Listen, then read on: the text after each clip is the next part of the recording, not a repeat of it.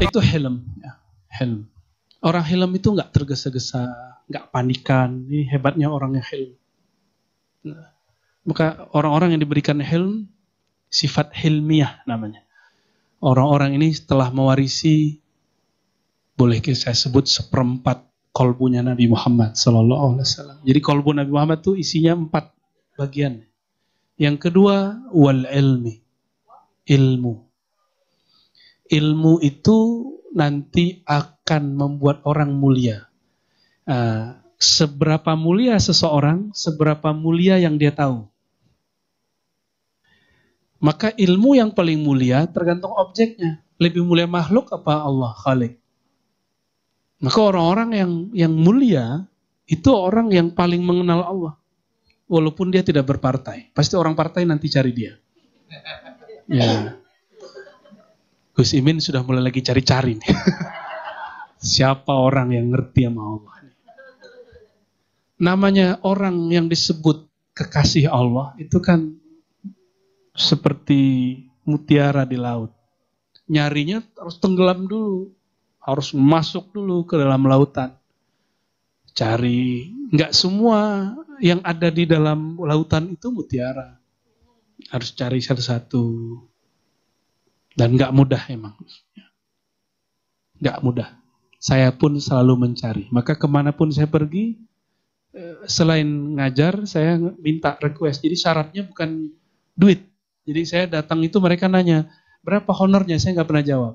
Yang saya jawab cuma, sediain daftar yang bisa saya ziarahi. 1 orang hidup, 1 yang sudah wafat, wali Allah. Siap, udah gitu aja. Karena kalau hanya mengunjungi yang hidup, kita nanti pinter ilmu, tapi hati keras. Maka harus berkunjung kepada wali. Nah, ini saya dapat dari guru-guru saya. Kunjungilah orang alim, tambah ilmu. Kunjungilah orang yang sudah wafat, tambah ilmu. Hilm, lembut hatinya. Maka saya bisa nangis kalau ceramah semenjak sering ziarah, jadi kuburiyun. Sarkup, sarjana kuburan. Ya, itu pasukannya Gus Imin. Aslinya saya nggak suka ziarah. Yang suka ziarah istri saya itu. Ya, karena emang di Padang itu, ya mohon maaf, kuburan kiai nggak rawat. Kita cuma ngerawat sebelum puasa aja. Kalau di sini kiai wali, orang tidur di situ, ya lengkap sudah di sini. Tapi kecantol sama orang Tuban. Orang Tuban kuburiyun rata-rata ya. Sekarang kalau saya pulang kampung, saya minta duluan. Dek, sebelum ke rumah, setoran dulu. Setoran dulu sama kuburiyun. Ketemu yang mati-mati dulu kita, baru ketemu yang hidup. Supaya dapat hilm. Hilm ya. Yang kedua tadi ilmu. Maka syaraful insan, syaraful alim, bi syarafil ma'lum. Kemuliaan orang alim tergantung pengetahuannya tentang siapa. Coba lihat, kalau presiden, pejabat di negara mana saja, dia akan cari ilmuwan. Benar nggak? Dia kalau naik, dia cari ilmuwan. Ilmuwan politika, ilmuwan apalah, ilmuwan alam kah, dia cari. Karena untuk backup dia. Salah satu ciri Allah ridho kepada seorang pemimpin, ja'ala lahu waziran salihan. Bukan waziran zakiyan. Apa beda salihan dengan zakiyan? Ini mungkin boleh, walaupun saya nggak boleh menggurui yang lebih senior, tapi karena lagi dituakan sekarang, saya boleh ngomong lah ya. Jadi ke politisi pun saya mau ngomong gini. Mau dia partai apapun, saya akan ngomongnya sama. Ngomong ini. Ya. Ja'ala lahu waziran salihan. Ciri-ciri orang-orang yang Allah takdirkan memimpin dengan baik. Ini hadis Imam Nasai, hadis yang sahih. Allah jadikan bagi dia wazir. Wazir itu orang yang menjadi asistennya, menterinya, wakilnya, sekretarisnya. Orang yang loyal sekitar dia. Salihan, bukan zakiyan. Saleh itu cocok batinnya. Kalau soleh, udah pasti zaki. Karena dia tahu cara mengkoneksikan kolbunya dengan kawannya. Tahu kapan memimpin, kapan tahu dipimpin. Itu yang salihan. Kalau Zakian belum tentu. Zakian kan alim, orang pinter. Oh, orang pinter banyak. Tuh tiap hari nonton di TV banyak orang pinter. Ngapain orang pinter? Kerjanya ngomentari, ya. Dia nggak sadar ngomentarin orang itu nyakitin hati kadang-kadang. Tapi jadi komentator tuh asik, bener nggak? Asik ya? Asik ya, maha benar netizen dengan segala. Asik bener. Saya karena akademisi, terus juga ikut berdakwah. Maka dakwah kita ala kampus separuh-separuh. Di kampus kita ngomongin orang biasa, kritik kitab biasa. Waktu dulu saya ngeritik Zakir Naik, banyak orang kebakaran jenggot. Padahal biasa aja, bagi kita ngeritik jangankan Zakir Naik. Gus Dur dikritik, biasa aja kan? Hatta Hadratus Syekh Hasyim Asy'ari dikritik orang dan itu biasa aja. Yang nggak biasa dikritik gak usah jadi orang alim. Ya, karena ilmu itu qabilun lil qabuli, qabilun lil raddi wan naqdi. Jadi kalau orang berilmu mesti siap dibenci, siap dicaci maki, siap dikritik dan semuanya lah. Nah ini wal ilm. Imam Ghazali mengatakan dalam kitab Ar-Risalah Al-Laduniyah, dalam Ihya Ulumuddin, apa kata beliau? Maka orang paling mulia, asyrafun nas. Orang paling mulia, orang yang a'lamuhum billah. Kalau dikumpulkan kitab-kitabnya dari Risalah, Ihya, ada Madarijul Uqul, itu kalimat yang bisa saya rumuskan. Ya. Orang paling mulia itu orang yang paling kenal Allah.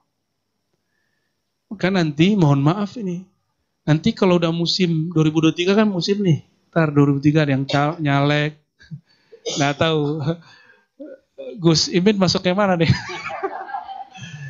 Pasti nyari backup, ya nggak?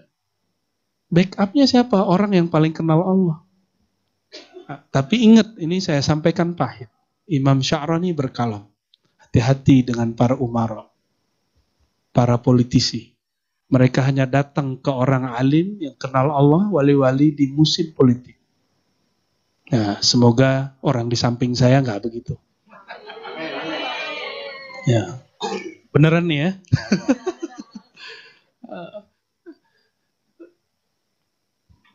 Kenapa saya berani ngomong begini? Karena saya bukan kader Caimin. Kalau kader kan nggak berani ngomong, bosnya. Ya. Tapi kadang-kadang kalau kita nggak ngikut kemana-mana, kadang-kadang kurang ajar juga sih. Ya. Mohon maaf kalau ada yang saya kurang ajari ya. Ilmu ini, orang-orang yang seperti ini dicari oleh presiden, dicari oleh jenderal, dicari oleh orang yang nyalek, orang yang nyalon jadi presiden, wakil, semua nyari orang ini. Kenapa? Karena kunci dunia ada di dia. Dia nggak butuh dunia, tapi kuncinya banyak. Lihatlah orang-orang yang koleksi mobil. Mobilnya nggak dipakai, tapi kuncinya dia punya. Kalau udah seneng sama dia seneng sama orang itu, dia bilang, ente mau yang mana? Ambil. Gitu kalau ketemu yang wali itu. Cuma tadi kan dikisahkan di situ bahwa binatang apapun kan kalimatnya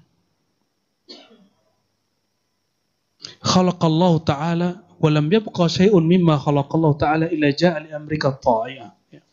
Semuanya kalau ketemu Nabi Muhammad patuh. Bahkan curhat. Yang curhat enggak hanya mak-mak ke Nabi. Yang curhat tuh onta, kambing, domba, keledai. Semua curhat ke Nabi Muhammad SAW. Cuma sayangnya ini nggak punya akal. Jadi curhatnya curhat masalah perut. Jadi onta itu ngomong ke Nabi, ya Rasulullah. Syahadat ya. Tapi yang diaduin apa? Perutku lapar, makanku kurang banyak, tapi tugasku kebanyakan. Tolong kasih tahu ke tuanku. Jadi curhatnya curhat masalah perut, masalah materi. Nah, ini kesalahan karena dia nggak punya akal. Dan saya yakin orang kiri kanan saya ini kan aslinya kiai. Akalnya cerdas. Kalau datang ke wali, jangan ngomongin masalah itu. Masalah pilihan, nggak level. Cukup minta ridho. Ridho di dunia akhirat. Kalau Allah sudah ridho, apapun yang terjadi nanti, kepilih nggak kepilih urusan lain. Yang penting Allah ridho dulu. Allah kalau sudah ridho, radiyah mardiyah. Nih suami keluar dari ridho sama istri baru ngelirik barang baru, langsung ditawarin, mau deh. Mau pasti gitu. Ya. Tapi ingat, Allah itu pecemburu. Allah pecemburu. Kalau yang dilirik tandingan dia, Allah bisa binasakan. Yang dibinasakan siapa? Bisa yang dia lirik, bisa dirinya sendiri. Itu semua kalam Imam Sya'rani dari kitab Al-Minan Al-Kubra. Agak sulit juga nyari bagian itu. Sekarang kalau saya rujuk lagi kitabnya nggak ketemu. Karena tebal sekali. Kita dulu membacanya waktu masih nyantri lah. Tapi sekarang alhamdulillah masih ingat.